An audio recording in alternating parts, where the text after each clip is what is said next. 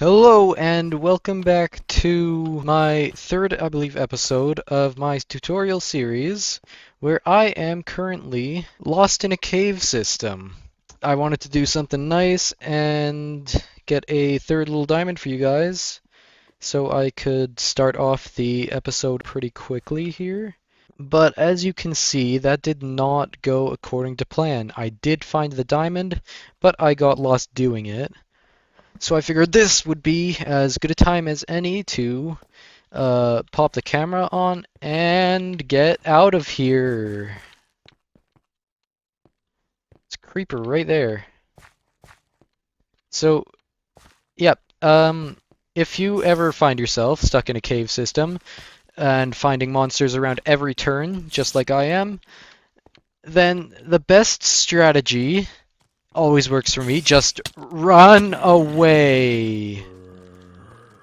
No matter how many there are, how many continue to pop up, just run. If you can, gather some blocks really quickly. Uh, Make sure they cannot follow you. Just like that. And while you're doing so, always try to go up. Just go up. Because your best bet of getting home if you're lost in a cave is through the surface because everything is a lot more visible, a lot safer in my opinion. Let's continue on. Running a bit low on food. Oh, oh, these guys are frustrating.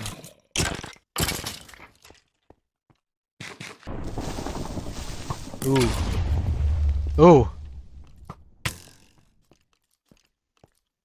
Dead end. Skeletons are not as easy to run past because they obviously have a bow and arrow and very much experience with said bow and arrow. If you can't find a way up, start digging. So just go straight up the way you came, or same method, using the same method that you used to go down. Just dig straight up in a small tunnel like this until either your pickaxe dies on you, in which case good luck, or you hit the surface. Now, I am hoping that because when you are running through caves as fast as I was, you tend to lose track of whether you're going up and down. So I'm hoping that I am at least a little bit higher than the deep slate level, which is what that darker stone was. Oh, you hear that? We're getting there, and it sounds like rain. Those bang sounds that you heard are thunder. Thunder can and will start fires. So if you're scared of your house burning down, it would be wise to build it out of a non-flammable material like stone or bricks or any of that. And oh my gosh, am I happy to be up here. After you hit the surface, it is yet again a good idea to just continue upward as high as you can. Yeah, as high as you can. So let's just scale this mountain here so that you can have a look around and determine... Oh, there's a cat. Meow. Hey.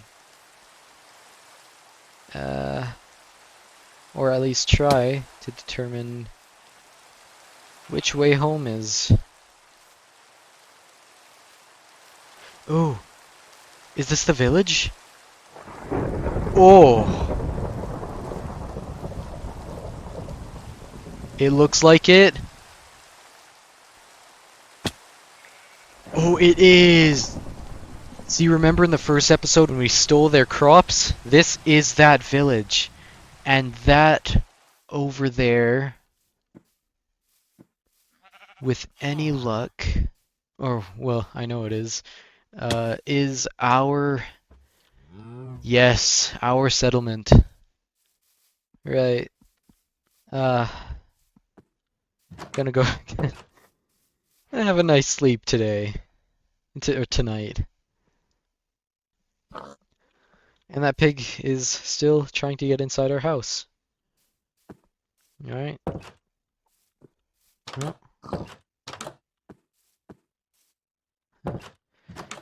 Well, I am definitely running a bit low on wheat. So I'm going to show you guys a bit about crops and farming. Farming, it is pretty basic. It's going to need a hoe. I'm not going to use that one. I'm going to show you guys how to make one instead. Just like that. Two of your material blocks on the top and two sticks on the bottom, just like a regular tool. And you have yourself a hoe. The only difference between each of the hoe types is, I believe it's just the durability, because the hoes, they all just do the exact same thing. Neither of them do a better or worse job than the other, let's just say. How about right here? You're gonna want to clear out an area. And then all you want to do, just start right-clicking wherever you want to make your farm. It doesn't have to be a circle, you could just make a square or whatever shape your heart desires. I prefer to go with a circle though, just because in my opinion it looks nicer. Maybe just rough it up around the edges a bit, just like so. Oh, and you will want a water source right in the middle of that, so I'll show you guys how to collect liquids. Just a bucket, like that. 3 iron ingots, like a bucket shape. Go run over to wherever your water source is. Let's just take this one down here. And right-click it. And my farm is already deteriorating, but that is because I don't have a water source, so let's just plop that right in the middle. Replenish our ground here. And the soil will start to dampen so that it can yield crops. So let's just start off with some basic wheat seeds. And don't worry, you can always change these seeds later if you want to go for something different, like carrots, potatoes, beets, whatever you want to make. Ooh, make some bone meal first. Just take some bones in the crafting table, and you should get 3 per bone. And you can use that to grow your crops. Just right-click them, just like you do with just about everything in this game that isn't breaking it. We just need 1 right now. It will usually take about around 2 to 4 to completely grow 1 wheat. But we do have enough for bread now, so let's just make some bread just like that. There's your bread. Now that, in my opinion, is one of the easiest food sources to acquire. But of course, you can go for all sorts of things. You can go for the sheep, you can go for the pig. And I'm going to show you guys now, or actually, let's make our diamond pickaxe first. There we go. So I will put that on the back burner for now, until we really need it. Let's go down into our mine. And then I believe we should have a lava pit down here. We need a proper pit for this. Oh, I really need to fix this. That's better. Let's go down and head right over to your nearest. Oh. You're gonna need a bucket of water, just like we had before for the crops. But we're not gonna be making crops, we're gonna be making obsidian, which we will need for the nether portal. So simply go ahead and place your water. You can't place it on the lava. You'll have to place it on top of one of the blocks on the edge of your lava lake. And then that'll spread. And these blocks right here, these are obsidian. So get out your diamond pickaxe, not your iron pickaxe or your stone pickaxe or wood pickaxe, because those will not work. The obsidian will just disappear. I believe it should take about 10 seconds per obsidian block.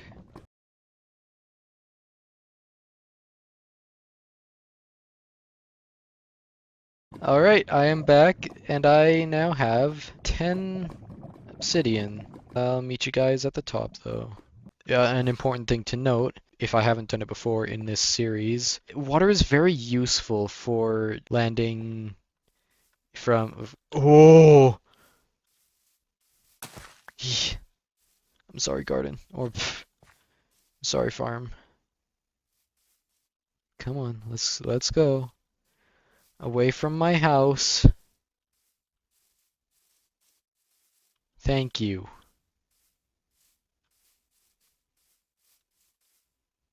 Alright.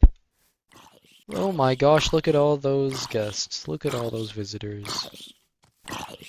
Ooh, actually, I forgot there's a ruined nether portal over here. So we're at the ruined nether portal. It actually does have, I think, 10 obsidian already. Let's just count. 1, 2, 3, more than 10, yeah. So you can take, I mean, you might get lucky, you might not. Some of them don't have enough. But, I mean, if you wanted to go out and find a ruined nether portal, they're pretty rare, but they might make it a lot easier to get to the nether. Alternatively, it doesn't make your journey any less enjoyable if you just gather all the obsidian yourself. But I would say it is worth the experience to just go out there and explore a bit, see what you'll find. But anyway, back to the topic at hand.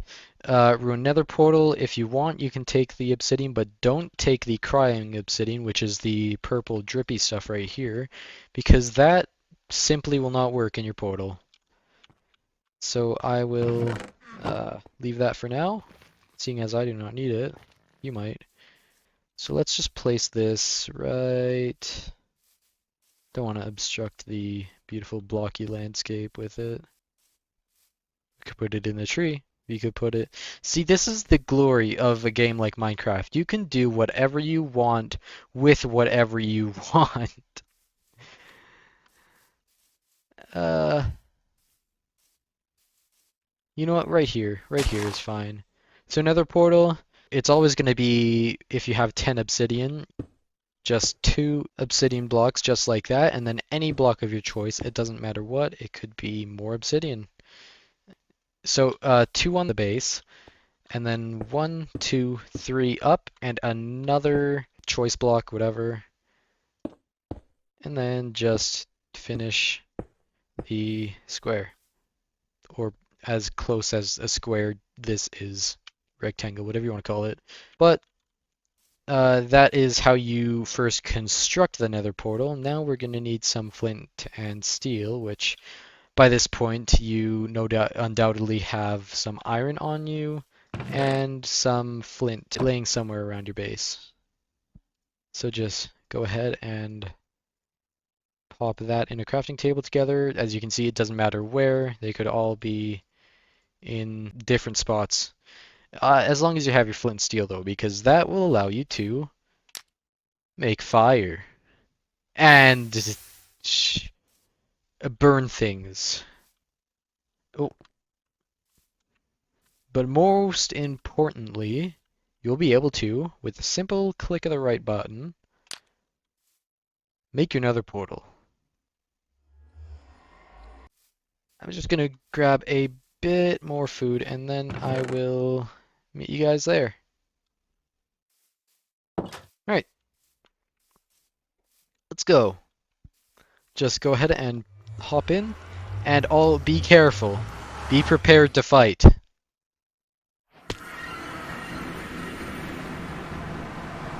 This is not a good biome to pop out in.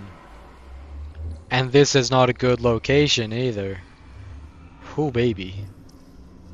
This is the Nether.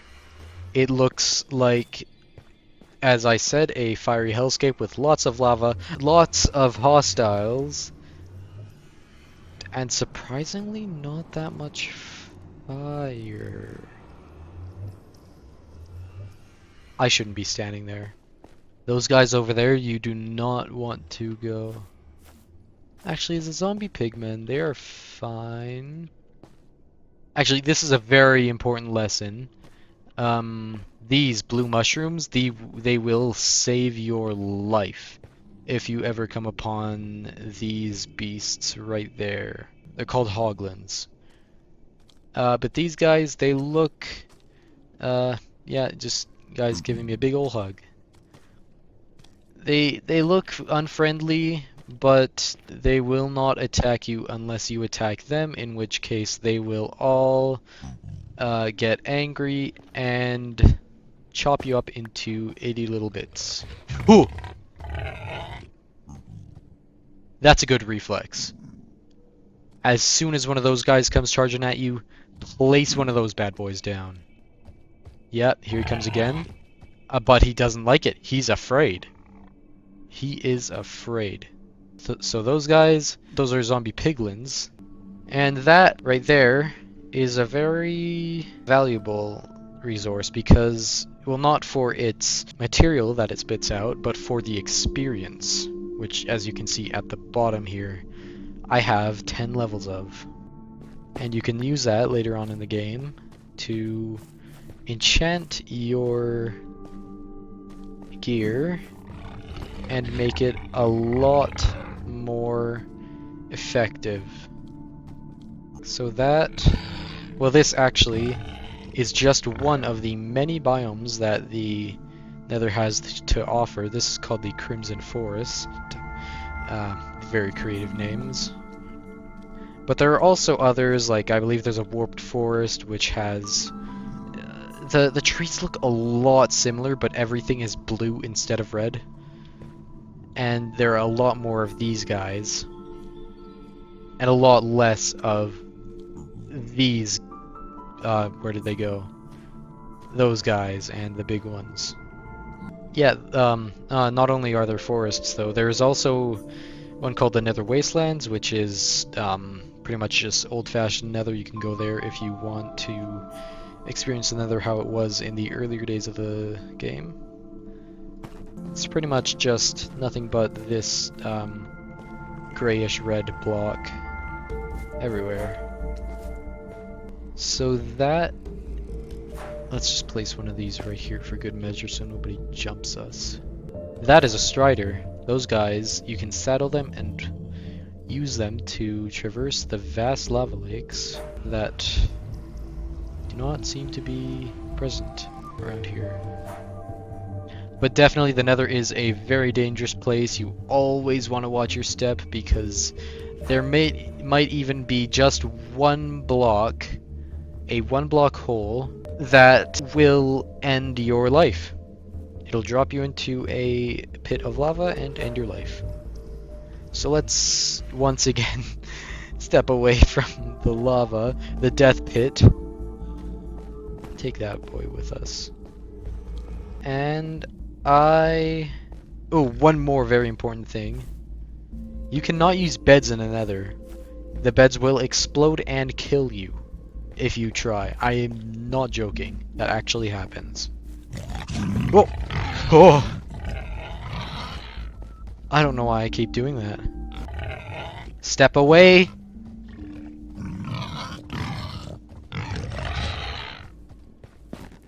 Let's go. Just place that right near our portal. And let's actually mine some of these trees.